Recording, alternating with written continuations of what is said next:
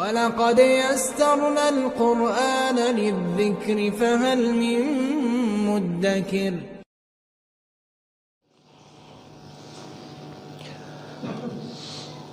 الحمد للہ وکفى وسلام علی عباده الذین اصطفى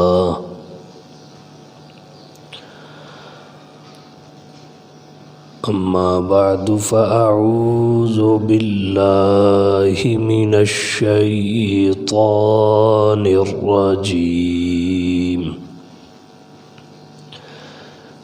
بسم اللہ الرحمن الرحیم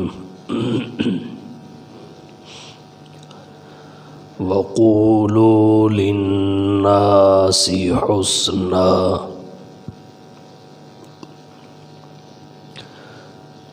وقال اللہ تعالی فی مقام آخر انما المؤمنون اخوة فاصلحوا بین اخویکم واتقوا اللہ لعلکم ترحمون وقال النبی صلی اللہ علیہ وسلم إياكم والجلوس في الطرقات فأعطوا الطريق حقه قالوا وما حق الطريق قال غض البصر وكف الأذى عن الطريق ورد السلام والأمر بالمعروف والنهي عن المنكر سبحان ربك رب العزة عما يصفون وسلام على المرسلين والحمد لله رب العالمين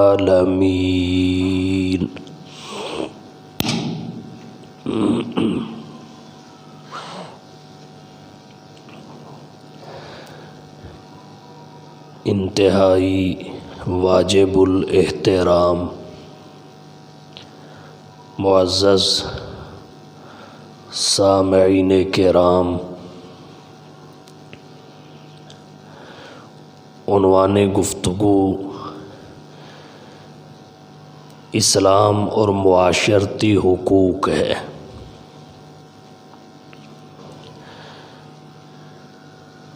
اسلام ایک فطری اور جامع دین ہے۔ اسلام نے انسانی زندگی کے لیے ایسا نظام حیات تشکیل دیا ہے جو انسانی زندگی کے تمام شعبوں میں اپنے ماننے والوں کی کامل رہنمائی کرتا ہے۔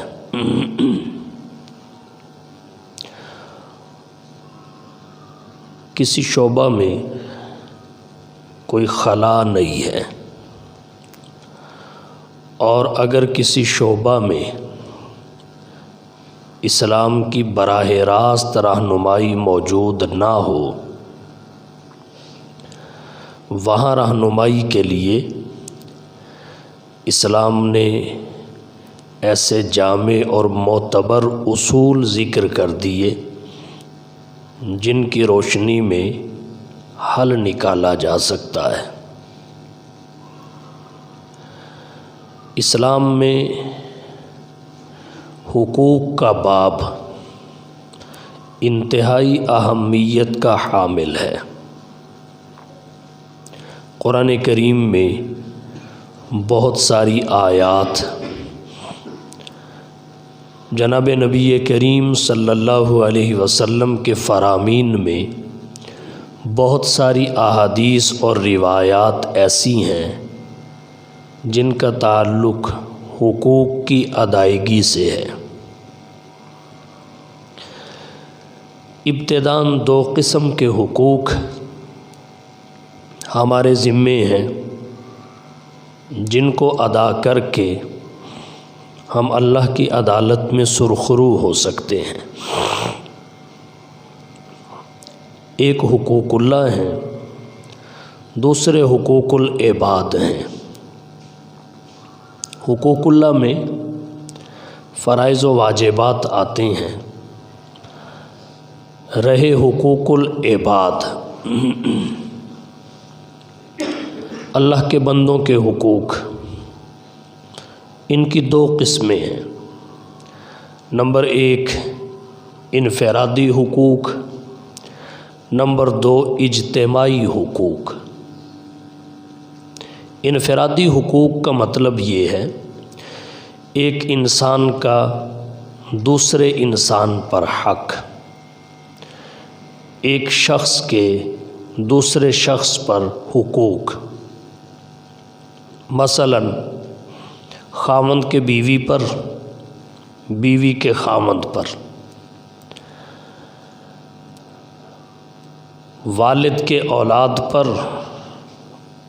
اولاد کے والد پر، اسی طرح والدہ پر، استاد کے شاگرد پر، شاگرد کے استاد پر، آقا کے غلام پر، غلام کے آقا پر۔ یہ انفرادی حقوق کہلاتے ہیں۔ حقوق العباد کی دوسری قسم ہے اجتماعی حقوق۔ اس سے مراد معاشرتی حقوق ہوتے ہیں۔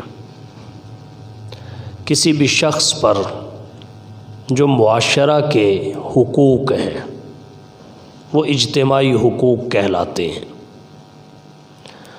معاشرہ جن حقوق کی ڈیمانڈ کرتا ہے ان کی ادائیگی کو سماجی خدمت بھی کہا جاتا ہے، اور آج کی جدید زبان میں سوشل ورک اسی کا نام ہے۔ پتہ چلا سماجی خدمت، سوشل ورک، رفاہ عامہ، یہ بھی قرآن و سنت سے مستفاد ہیں۔ اللہ کے انبیاء اس میدان میں سب سے آگے ہیں۔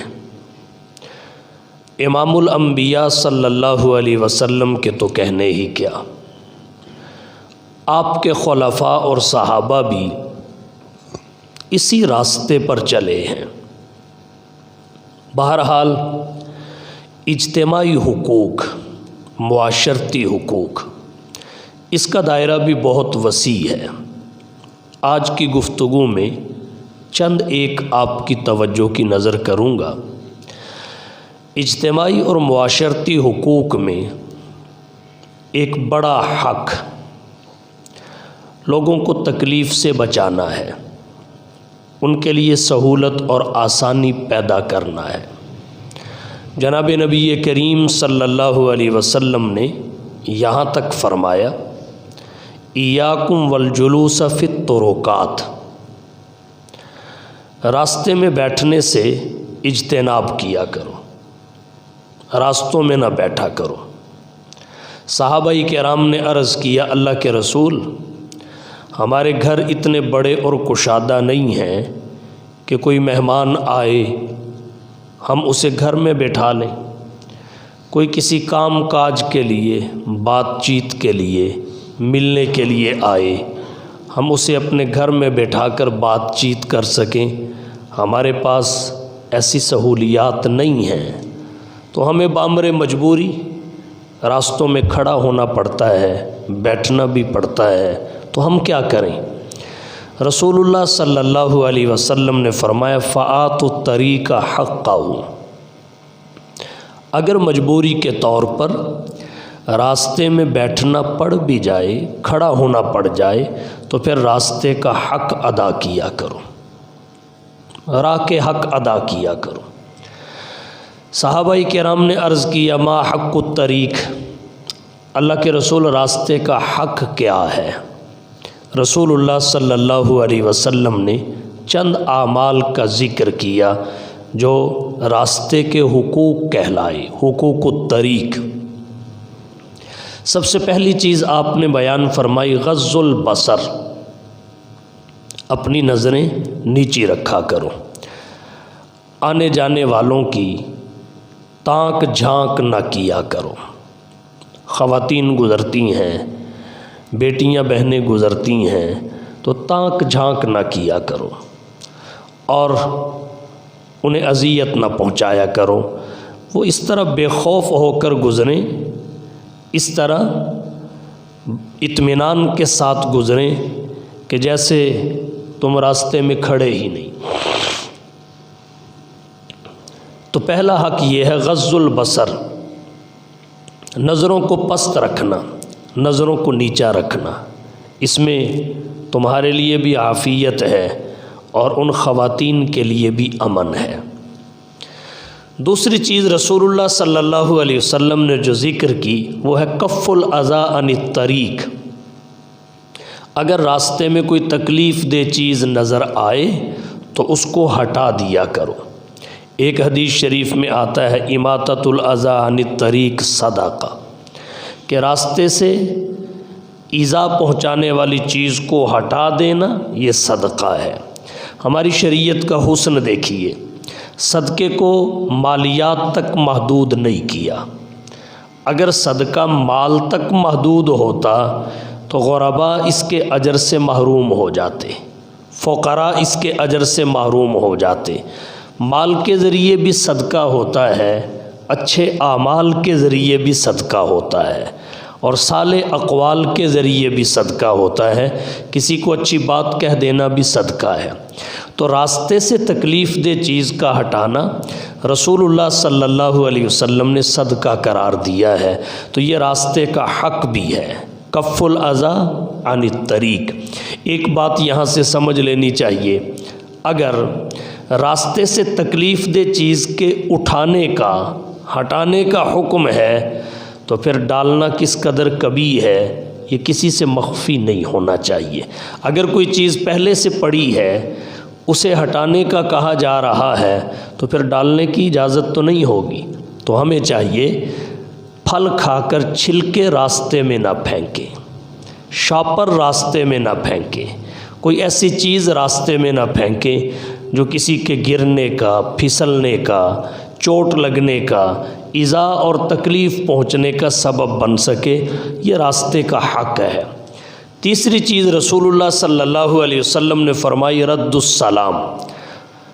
اگر راستے میں کھڑے ہوں کے پاس سے کوئی شخص گزرے، وہ سلام کرے تو اس کے سلام کا جواب دیا جائے۔ آپ صلی اللہ علیہ وسلم نے ایک الامر بالمعروف والنہی عن المنکر کا ذکر کیا کہ راستے میں اگر مجبوری کے تحت کھڑا ہونا پڑ بھی جائے تو پھر اچھائی کا حکم دیا کرو، برائی سے روکا کرو۔ اچھائی کا حکم دو، برائی سے روکو۔ ایک شخص اگر برائی کر رہا ہے اس کو روکنا بھی ضروری ہے اور اس کے متبادل اچھائی کی طرف اس کی رہنمائی بھی ضروری ہے۔ کوئی راہ بھول جائے اس کو راہ بتایا جائے۔ تو یہ راستے کے حقوق ہیں۔ رسول اللہ صلی اللہ علیہ وسلم نے تکلیف سے منع کیا کہ دوسروں کو تکلیف نہ پہنچائی جائے۔ یہ معاشرتی اور اجتماعی حقوق ہیں۔ ہمارے آج کے دور میں جیسے لڑکے سڑکوں پہ کرکٹ کھیلنے لگ جاتے ہیں، لڑکے سڑکوں پر فٹ بال کھیلتے ہیں، اب آس پاس رہنے والے تکلیف محسوس کرتے ہیں لیکن مجبوری کی وجہ سے کہہ نہیں سکتے۔ تو یہ معاشرے کا حق ہے کہ ایسی تکالیف سے لوگوں کو بچایا جائے۔ ایک بندے کا اپنے گھر میں گانا سننے کو دل کر رہا ہے تو وہ آواز اتنی اونچی کرتا ہے کہ آس پاس والے اپنے گھروں میں بھی اطمینان کے ساتھ نہیں بیٹھ سکتے۔ گانا سننا حرام ہے، لیکن اگر اس حرام میں مبتلا ہونا ہے تو اپنی حد تک آواز رکھی جائے، یہ نہیں کہ پورے محلے کو سنایا جائے۔ شادی بیاہ کے موقع پر بھی اس قسم کی بہت ساری قباحتیں ہوتی ہیں جس سے دوسروں کو ایذا اور تکلیف پہنچتی ہے۔ معاشرتی حقوق میں یہ ہے کہ کسی بھی قسم کی تکلیف پہنچانے سے اجتناب کیا جائے۔ معاشرتی حقوق میں ایک چیز ہے ظلم سے روکنا، کہ ظلم کو روکا جائے۔ اللہ کے نبی صلی اللہ علیہ وسلم نے فرمایا، مسلم شریف کی حدیث ہے، رسول اللہ صلی اللہ علیہ وسلم نے فرمایا، المسلم اخو المسلم، مسلمان مسلمان کا بھائی ہے، لا یظلمہ ولا یسلمہ، نہ خود وہ کسی پر ظلم کرتا ہے اور نہ ہی اپنے کسی بھائی کو ظلم کے لیے کسی ظالم کے سپرد کرتا ہے کہ آپ اس پر ظلم کر لیں۔ تو وہ خود بھی ظالم نہیں بنتا اور کسی کو ظلم کے لیے کسی کے حوالے بھی نہیں کرتا۔ یہاں سے یہ معلوم ہوا خود ظلم نہ کرنا بھی ضروری ہے اور کسی دوسرے ظالم کے ظلم سے اپنے بھائیوں کو بچانا بھی ضروری ہے۔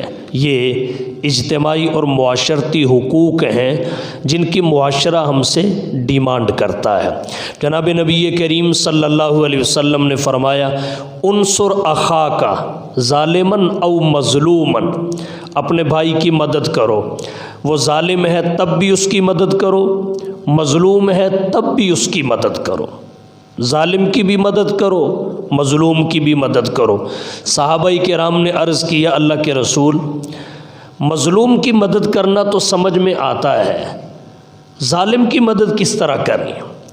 رسول اللہ صلی اللہ علیہ وسلم نے فرمایا، ظالم کو ظلم سے روک کر اس کی مدد کرو، ظالم کو ظلم سے روک کر۔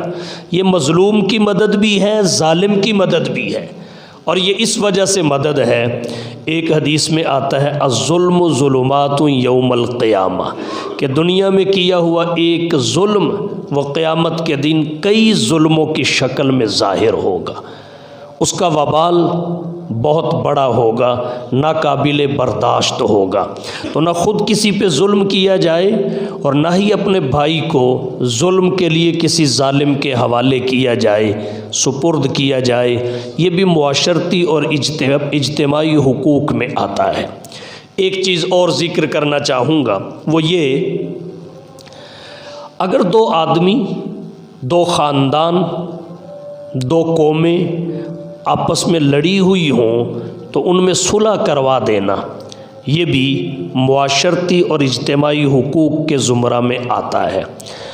اللہ نے قرآن کریم میں فرمایا، انما المؤمنون اخوہ، سارے مومن آپس میں بھائی بھائی ہیں، اور یہ نسبی بھائی چارہ نہیں ہے، یہ مذہبی بھائی چارہ ہے۔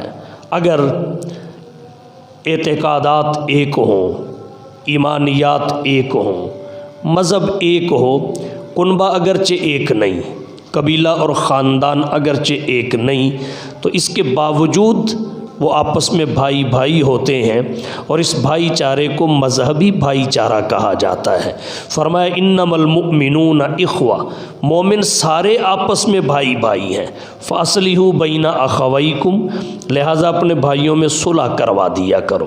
یہاں سے پتہ چلا، ایک تو لڑائی نہیں کرانی چاہیے، لڑائی کے اسباب پیدا نہیں کرنے چاہیے، اور اگر دو اشخاص اور افراد میں، دو طبقات میں، دو خاندانوں میں پہلے سے لڑائی چل رہی ہو، اس کو ہوا نہیں دینی چاہیے، مزید آگ نہیں لگانی چاہیے، بلکہ حق یہ بنتا ہے فَأَصْلِحُوا بَيْنَ أَخَوَيْكُمْ، کہ اس لڑائی کو صلح میں تبدیل کیا جائے، اپنے بھائیوں میں صلح کروا دی جائے۔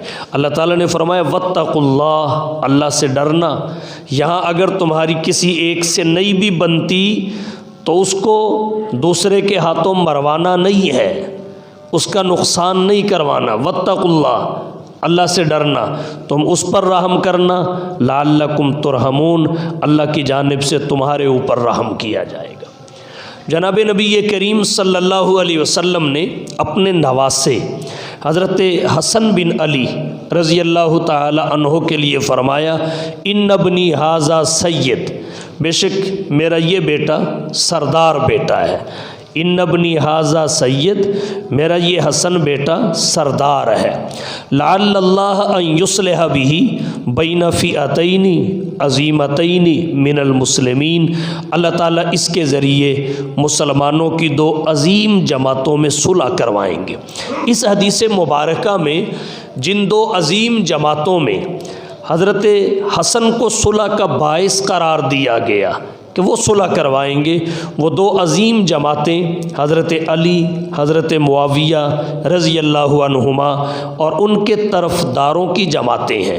حضرت حسن بن علی رضی اللہ تعالی عنہ حضرت علی رضی اللہ تعالی عنہ کی شہادت کے بعد مسند خلافت پر متمکن ہوئے، 6 مہینے تک خلیفہ رہے۔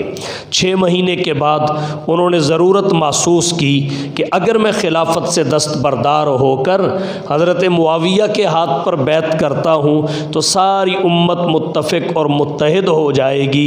انہوں نے حکومت کی قربانی دی اور خلافت سے دستبردار ہو کر حضرت معاویہ کے ہاتھ پہ بیعت کر کے پوری امت کو متفق اور متحد کر دیا۔ یہ اسلامی تاریخ میں بہت بڑی قربانی ہے جس کی مثال نہیں ملتی۔ تو اللہ کے رسول صلی اللہ علیہ وسلم کے ہاں صلح کی اتنی اہمیت ہے کہ رسول اللہ صلی اللہ علیہ وسلم نے اپنے نواسے کو سردار کہا، اور اس سرداری کا جو ظاہری سبب اس حدیث میں ذکر کیا وہ دو جماعتوں کے درمیان صلح کروانا ہے۔ پتہ چلا صلح کروانے والا اللہ اور اس کے رسول کی نظر میں سردار ہوتا ہے۔ یہاں ایک بات میں اور عرض کرتا چلوں، اللہ کے رسول صلی اللہ علیہ وسلم نے حضرت حسن بن علی رضی اللہ تعالی عنہ کے لیے یہ بات فرمائی کہ یہ مسلمانوں کی دو عظیم جماعتوں میں صلح کروائے گا۔ گویا اللہ کی طرف سے اللہ کے رسول صلی اللہ علیہ وسلم کو یہ القاء کر دیا گیا، آپ پر یہ حقیقت کھول دی گئی کہ مسلمانوں کی دو عظیم جماعتوں میں لڑائی ہوگی، اور پھر وہ لڑائی ہمیشہ نہیں رہے گی، اپنے انجام کو پہنچے گی، اس کا اختتام ہو جائے گا، اور اس کا اختتام صلح پر ہوگا، اور اس صلح میں حضرت حسن بن علی رضی اللہ تعالی عنہ کا کلیدی کردار ہوگا۔ مسلمانوں کی دو عظیم جماعتیں حضرت علی اور حضرت معاویہ رضی اللہ تعالی عنہما کے طرفداروں کی جماعتیں ہیں، لیکن اللہ کے رسول نے کبھی بھی نہ حضرت علی نہ حضرت معاویہ نہ ان کے طرفداروں سے کسی قسم کا کوئی ایسا معاملہ کیا جس سے ناپسندیدگی ظاہر ہوتی ہو۔ آپ نے حضرت علی کے بھی فضائل بیان کیے، آپ نے حضرت معاویہ کے بھی فضائل بیان کیے، آپ نے حضرت علی کو بھی سفر میں اپنے ساتھ رکھا، حضرت معاویہ کو بھی سفر میں اپنے ساتھ رکھا، حضرت علی سے بھی محبت فرمائی، حضرت معاویہ سے بھی محبت فرمائی، حالانکہ اس آپس کی لڑائی کی حقیقت اللہ کے نبی پہ کھل چکی تھی۔ کھل جانے کی وجہ سے ہی رسول اللہ نے حضرت حسن بن علی کے لیے فرمایا ان ابنی ھذا سید ولعل اللہ ان یصلح بہ بین فئتین عظیمتین من المسلمین، کہ دو مسلمانوں کی عظیم جماعتیں جو آپس میں لڑیں گی ان میں صلح حضرت حسن بن علی کروائیں گے۔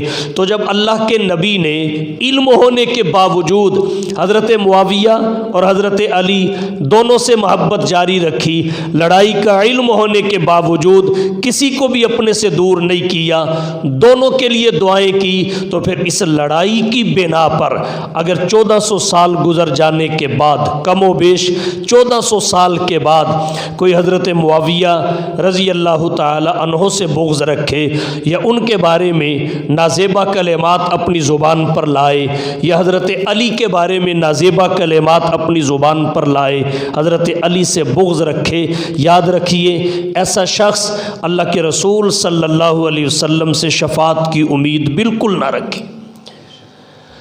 اللہ کے رسول صلی اللہ علیہ وسلم نے اس لڑائی کی بنا پر دونوں میں سے کسی کو اپنے سے دور نہیں کیا۔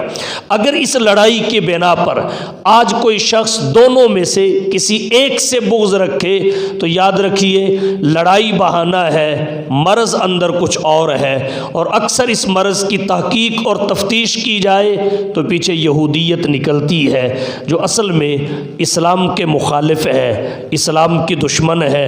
اسلام کے سپاہیوں کو برداشت نہ کرنا یہ ان کے جذبات کی تسکین ہے۔ بہرحال عرض میں نے یہ کیا، صلح کروانا یہ معاشرتی حقوق میں آتا ہے، یہ اجتماعی حقوق میں آتا ہے، تو جہاں تک ہو سکے دو لڑنے والوں میں صلح کروانی چاہیے۔ اور اس کے لیے اگر آپ مبالغہ بھی کر لیتے ہیں، اگر کوئی ایسی بات ایک کے دل کو نرم کرنے کے لیے کہہ دیتے ہیں، یار فلانا تو تیرے بارے میں بڑی محبت کی بات کر رہا تھا، وہ تو تیرے ساتھ بڑی عقیدت رکھتا ہے، اس نے تو تیرے بارے میں کبھی کوئی بات بری کی ہی نہیں، اگرچہ وہ کرتا ہو، اس حد تک بھی شریعت نے اجازت دی ہے تاکہ دو مسلمان آپس میں صلح اور اتفاق کے ساتھ رہیں۔ لڑائی یہ ایک ناسور ہے جس سے معاشرے کا امن اور حسن ختم ہو جاتا ہے، اس لیے قرآن و سنت صلح کی اہمیت پر زور دیتے ہیں۔ یہ بھی ایک معاشرتی حق ہے، اور معاشرتی حقوق میں بڑی اہمیت کا حامل ایک حق ہے کسی کی سفارش کرنا۔ سفارش کرنا، اللہ کے رسول صلی اللہ علیہ وسلم نے ایک دفعہ صحابہ کرام سے فرمایا، لوگ میرے پاس اپنے کام لے کے آتے ہیں، اور اللہ کے نبی صلی اللہ علیہ وسلم ان کے کام کرتے بھی تھے، تو صحابہ سے فرمایا کام تو میں نے ان کا کرنا ہی ہے، جائز ہو اللہ کا نبی نہ کرے یہ کیسے ہو سکتا ہے؟ فرمایا تم سفارش کا اجر حاصل کر لیا کرو، تم سفارش کا اجر حاصل کر لیا کرو، تم یہ کہہ دیا کرو حضور اس آدمی کی یہ پریشانی ہے، آپ اس پر شفقت فرمائیے۔ اللہ کے نبی سے بڑا شفیق اور رحیم کون ہے؟ پوری انسانیت میں کوئی نہیں۔ لقد جاءکم رسول من انفسکم عزیز علیہ ما عنتم حریص علیکم بالمؤمنین رؤوف الرحیم۔ اللہ کے نبی نے کام تو کرنا ہی ہے لیکن تمہیں سفارش کا اجر مل جائے گا۔ سورۃ النساء میں آتا ہے من یشفع شفاعۃ حسنۃ یکن لہ نصیب منہا، جو کسی کی اچھی سفارش کرے گا اللہ تعالیٰ اجر میں اس کا حصہ ضرور شامل فرما دیں گے۔ من یشفع شفاعۃ حسنۃ یکن لہ نصیب منہا ومن یشفع شفاعۃ سیئۃ یکن لہ کفل منہا، اور جو بری سفارش کرے گا وہ بھی اس میں حصے دار ہوگا، برائی میں شریک اور ساجی ہوگا۔ تو اچھی سفارش کرنی چاہیے، اس سے کترانا نہیں چاہیے کہ میں فلانے کا احسان کیوں لوں، یہ معاشرے کا حق بھی ہے اور اس معاشرے کا حسن بھی ہے۔ اگر کسی شخص کا جائز کام ہے، ہو نہیں رہا، اس میں رکاوٹ ہے، اور آپ کے سفارش کرنے سے وہ رکاوٹ ختم ہو جاتی ہے، اس کا کام ہو جاتا ہے، تو شریعت کا حکم یہ ہے سفارش کی جائے۔ اگر کسی کو کسی کام کی معلومات نہیں ہے، کام جائز ہے، دفتری معلومات نہیں ہے، طریقہ کار کا علم نہیں ہے، راستہ نہیں آتا، شریعت کہتی ہے اس کی رہنمائی کی جائے۔ دین ہے ہی خیر خواہی کا نام، الدین النصیحہ، تو اس کا اجر ضرور حاصل کیا جائے، یہ اس معاشرے کا حسن ہے۔ آپ کی دلچسپی اور ذوق کے لیے میں چند واقعات شامل کرنا چاہوں گا۔ سفارش کرنا قرآن و سنت کا حکم بھی ہے بشرطے کہ جائز ہو، اور اللہ کے رسول صلی اللہ علیہ وسلم کی سنت بھی ہے، باعث اجر بھی ہے۔ رسول اللہ صلی اللہ علیہ وسلم سفارش کیا کرتے تھے۔ حدیث کی کتابوں میں ایک واقعہ آتا ہے، حضرت جابر رضی اللہ تعالی عنہ کے والد کی وفات ہوئی، حضرت عبداللہ کی۔ جب ان کی وفات ہوئی تو حضرت جابر کے کندھوں پر بہت سارا بوجھ آ گیا۔ 8 بہنیں تھیں، اب ان کے یہ واحد کفیل تھے، اور جب والد دنیا سے رخصت ہوئے تو یہودیوں کا بہت سارا قرضہ دینا تھا۔ تھوڑی سی زمین تھی، فصل اور باغ تھا۔ جب فصل تیار ہوئی تو یہودیوں نے پیغام بھیجا، ہم آپ کو فصل اٹھانے نہیں دیں گے، ہاتھ بھی نہیں لگانے دیں گے، جب تک آپ ہمارا ٹوٹل قرضہ ادا نہیں کر دیتے۔ حضرت جابر رضی اللہ تعالی عنہ ان کا یہ مطالبہ سن کر پریشان ہوئے۔ ظاہر بات ہے سال بھر کے لیے اپنے کھانے کا انتظام بھی کرنا ہے، گھر میں کچھ رکھنا ہے، اور پھر بہنوں کی کفالت بھی کرنی ہے، اور قرضوں کی ادائیگی بھی ہے۔ فصل اتنی تھی، ساری دے کر بھی قرضے ادا نہیں ہوتے تھے۔ پریشان ہوئے، اب میں کیا کروں؟ یہود نے پیغام بھیج دیا، پہلے ہمارے قرضے، اس کے بعد کچھ اور۔ یہ حضور صلی اللہ علیہ وسلم کی خدمت میں حاضر ہوئے۔ اللہ کے رسول، آپ میری سفارش کیجئے، یہ مجھے کچھ سہولت اور ریلیف دیں، میں کچھ اب دے دیتا ہوں، کچھ قرضہ اگلی فصل پہ دے دوں گا، لیکن یہ یہودی بضد ہیں کہ ہم نے اپنے قرضے میں ساری فصل لے جانی ہے، آپ کے کھانے پینے کے لیے بھی دانہ ہم نے نہیں چھوڑنا۔ رسول اللہ صلی اللہ علیہ وسلم اس کی سفارش کے لیے یہودیوں کے پاس گئے، سفارش کی۔ یہودی ہیں، بے رحم قوم، انہوں نے اللہ کے رسول صلی اللہ علیہ وسلم کی سفارش کو مسترد کر دیا۔ پھر حضور صلی اللہ علیہ وسلم کی شان کو اللہ نے ظاہر کیا۔ جب انہوں نے آپ کی سفارش کو ماننے سے انکار کر دیا تو پھر حضور نے کہا، جابر ساری فصل کاٹ کر ڈھیر کر دو اور اس پر ایک کپڑا ڈال دو، جب تک میں نہ آؤں تقسیم شروع نہیں کرنی۔ فصل کا ڈھیر لگا دیا گیا، اوپر کپڑا ڈال دیا گیا۔ پھر رسول اللہ صلی اللہ علیہ وسلم تشریف لائے اور کہا، جابر سب قرض خواہوں کو بلا لو، کوئی رہ تو نہیں گیا، سارے قرض خواہ آ گئے۔ پھر رسول اللہ صلی اللہ علیہ وسلم نے فرمایا، اب ایک ایک کو اس کپڑے کے نیچے سے نکال کر دیتے رہو، کپڑا اٹھا کر نہیں دیکھنا، دیتے رہو۔ سارے قرض خواہ بھگت گئے، جس کا جتنا قرضہ تھا اس کے بدلے میں جتنی کھجور اور فصل بنتی تھی دے دی گئی، لیکن کپڑے کے نیچے فصل کا ڈھیر جوں کا توں تھا۔ یہ اللہ کے رسول صلی اللہ علیہ وسلم کی برکت اور معجزہ تھا۔ یہاں سے دو باتیں معلوم ہوئیں۔ ایک بات تو یہ کہ سفارش اللہ کے رسول کی سنت ہے، کرنی چاہیے، اور پھر اس بحث میں نہیں پڑنا چاہیے کہ فلانا سفارش مانتا ہے یا نہیں مانتا۔ اگر مانے گا تو اس کا بھی فائدہ، سفارش کرنے والے کا بھی فائدہ، جس کے لیے سفارش کی گئی اس کا بھی فائدہ۔ لیکن اگر وہ مسترد کر دیتا ہے، کام جائز ہے، آپ کو بھی اجر مل گیا، اور جس کے لیے سفارش کی اس کے ساتھ اللہ کی مدد اور نصرت شامل ہو جائے گی۔ یہ حدیث مبارکہ سے بات واضح ہوتی ہے۔ ایک دوسرا واقعہ اور ذکر کرتا ہوں سفارش کے متعلق۔ حضرت عائشہ رضی اللہ تعالی عنہا کی ایک باندی تھی، اس کا نام بریرہ تھا۔ حضرت عائشہ رضی اللہ تعالی عنہا نے اسے آزاد کر دیا۔ ہماری شریعت میں حکم یہ ہے کہ جب باندی آزاد کر دی جائے اور وہ شادی شدہ ہو تو اسے خیار عتق حاصل ہوتا ہے۔ اس کو یہ اختیار ملتا ہے کہ اگر سابقہ خاوند کے نکاح میں رہنا چاہے تو بھی ٹھیک، اگر اس سے الگ ہونا چاہے، علیحدگی اختیار کرنا چاہے تب بھی اس کا اختیار ہے، یہ بھی ٹھیک۔ حضرت بریرہ کا نکاح آزادی سے پہلے مغیث نامی صحابی کے ساتھ ہوا تھا۔ ان کے بارے میں پھر اہل علم کا اختلاف ہے۔ جب حضرت بریرہ آزاد ہوئیں، یہ اس وقت آزاد تھے یا غلام تھے؟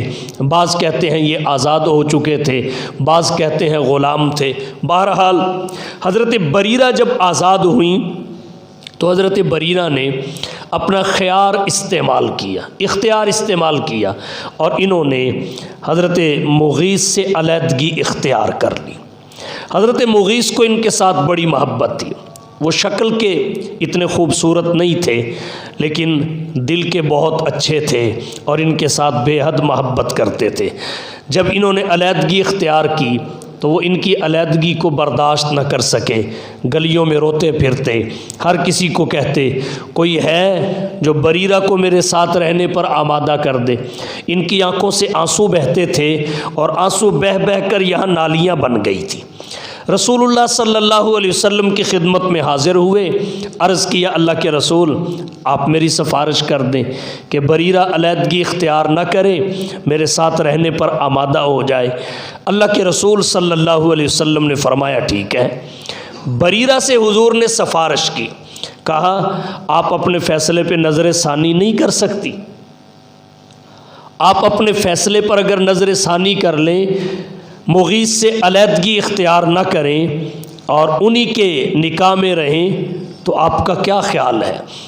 حضرت بریرہ حضرت عائشہ کی خدمت میں رہی تھیں اور حضرت عائشہ اپنے وقت میں روئے زمین کی سب سے بڑی عالمہ تھی، تو حضرت بریرہ رضی اللہ تعالی عنہا حضرت عائشہ کے علم سے استفادہ کرتی رہیں، ان کے علم کا بھی کوئی معیار کم نہ تھا۔ تو حضرت بریرہ نے حضور سے ایک سوال کیا، حضور نے فرمایا بریرہ اپنے فیصلے پہ نظر ثانی نہیں کر لیتی؟ حضرت بریرہ نے کہا حضور بس آپ اتنا بتا دیں یہ آپ کا حکم ہے یا مشورہ ہے، بس اتنی وضاحت فرما دیں یہ آپ کا حکم ہے یا مشورہ ہے۔ حضور صلی اللہ علیہ وسلم نے فرمایا میرا مشورہ ہے، میرا مشورہ ہے۔ کہا بس اللہ کے رسول پھر میں اپنے اختیار کو استعمال کروں گی اور میں مغیث سے علیحدگی اختیار کرتی ہوں۔ گویا حضرت بریرہ نے یہ پوچھ کر حضور یہ آپ کا حکم ہے یا مشورہ ہے، ایک حد فاصل قائم کر دی، ایک لکیر کھینچ دی کہ جہاں رسول اللہ صلی اللہ علیہ وسلم کا حکم آ جائے وہاں اپنے معاملے میں بھی مسلمان کا اختیار ختم ہو جاتا ہے، اسی کو قبول کرنا ضروری ہوتا ہے جو اللہ کا رسول فرما دے۔ اور یہی بات اللہ نے قرآن میں فرمائی وَمَا كَانَ لِمُؤْمِنٍ وَلَا مُؤْمِنَةٍ إِذَا قَضَى اللَّهُ وَرَسُولُهُ أَمْرًا أَن يَكُونَ لَهُمُ الْخِيَرَةُ مِنْ أَمْرِهِمْ، کہ جب اللہ اور اللہ کا رسول کسی مومن مرد یا مومنہ عورت کے بارے میں کوئی فیصلہ کر دیں، ما کان لمؤمن ولا مؤمنہ اذا قضى اللہ ورسولہ امرا ان یکون لہم الخیرۃ من امرہم، تو پھر اس مومن مرد اور مومن عورت کو اپنے معاملے میں بھی کوئی اختیار باقی نہیں رہتا۔ اگر وہ اختیار استعمال کرے گی تو اللہ کی حد کو توڑے گی، اور اللہ کی حد کو توڑنے والا اللہ کی ناراضگی سے نہیں بچ سکتا۔ فلا وربک لا یؤمنون حتی یحکموک فیما شجر بینہم ثم لا یجدوا فی انفسہم حرجا مما قضیت ویسلموا تسلیما۔ تو یہ حد فاصل قائم کی گئی۔ اور پھر اگلی بات یہ سمجھیے، جب اللہ کے رسول کا فیصلہ آ جائے، جس کے متعلق آ جائے، پھر اس کا اختیار ختم۔ حضور نے ایک ایسے صحابی کو جو شکل و صورت کے اعتبار سے انتہائی کہہ لے کہ نچلے درجے کے تھے، خوبصورت نہیں تھے، کسی سردار کی بیٹی کے لیے بھیج دیا کہ جا کے کہو اپنی بیٹی کا نکاح اس سے کر دے۔ والد نے تردد کیا تو بیٹی بولی تجھے پتہ نہیں بھیجا کس نے ہے، تجھے پتہ نہیں بھیجا کس نے، اللہ کے رسول کا حکم ہے، اور اللہ کے رسول کے حکم کو ٹالنے کی مجال ہم میں نہیں ہے۔ تو جب حکم آ جائے، فیصلہ آ جائے، پھر تو اختیار ختم، لیکن مشورے میں اختیار ہوتا ہے۔ اللہ کے رسول نے فرمایا یہ میرا مشورہ ہے، تو حضرت بریرہ نے کہا پھر میں اپنا اختیار استعمال کروں گی۔ یہاں سے یہ سمجھیے کہ رسول اللہ صلی اللہ علیہ وسلم حق دلانے آئے ہیں، حق چھیننے نہیں آئے۔ بریرہ کا جو حق تھا وہ اللہ کے رسول نے دیا، اور پوری زندگی کبھی اس بات پہ کسی ناراضگی کا اظہار بھی نہیں کیا کہ اس نے میری بات نہیں مانی تھی، میرا مشورہ نہیں مانا تھا۔ ہمارا ماتحت اور ہمارا ملازم اگر کسی موقع پر، کسی رشتے کے معاملے میں، کسی اور اہم موقع پر ہماری رائے کو نہ مانے تو کبھی نہ کبھی ہم ناراضگی کا اظہار کرتے ہیں، بلکہ بدلہ لے لیتا ہے انسان، کبھی نہ کبھی بدلہ لے لیتا ہے۔ لیکن حضور صلی اللہ علیہ وسلم کی آپ دیانت دیکھیے، آپ کی امانت دیکھیے، آپ کی وسعت ظرفی دیکھیے۔ جیسے گھر میں اس کے پہلے آتے جاتے تھے، بعد میں بھی وہی معمول برقرار رکھا، جیسے پہلے اس کے ساتھ تعاون فرماتے تھے، بعد میں بھی اس تعاون کو برقرار رکھا۔